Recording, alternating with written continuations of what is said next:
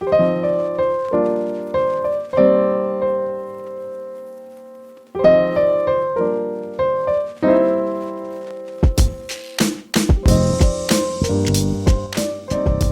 see so many people struggling to put icing in their bags, whether it's royal icing or buttercream. So this is the easiest and cleanest way to do it. So you need a nice tall glass, not too wide. And then you're gonna put your bag inside and fold the bag over top of your glass. And then I like to stick my hand in there just to get all the air out so that the bag opens up nicely. And then all you do is scoop, or if you have flat icing, you can also pour it in.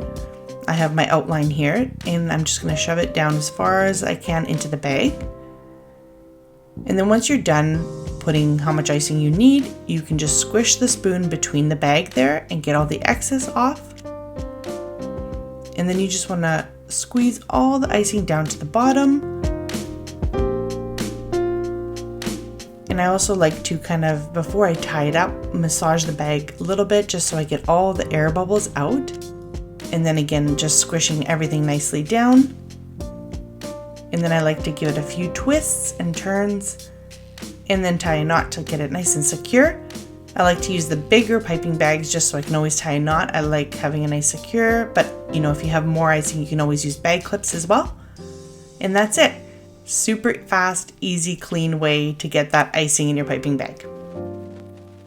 So another little tip I have for you guys that happens a lot to me is when I'm making my colors, your flood or your outline, and what happens is as I mix, it kind of gets up onto the top of the bowl. And of course, you guys know with air, your icing will start to crust over. And so you can see here with my spoon, I'm trying to get that icing in and it's kind of stuck on the bowl and it's crusted over. So if I try to mix that in or scrape it off, I don't want those bits of hardened icing in my bowl. And so what I'm going to do is cover it with a damp paper towel, make sure it's nice and damp. And I'm going to leave it for about 15 to 20 minutes. If, you have longer, that's fine as well. And now you'll see that that icing has softened up and it's not hard anymore. So I can actually scrape it down into my bowl again. And like I said, this really helps because sometimes by accident, when I'm mixing my icing, I get those hardened edges. I scrape them by accident and they end up in my icing, and I don't want that in my flood because it could clog your bag or end up with a little bump in your icing. So this is a great way to get rid of that.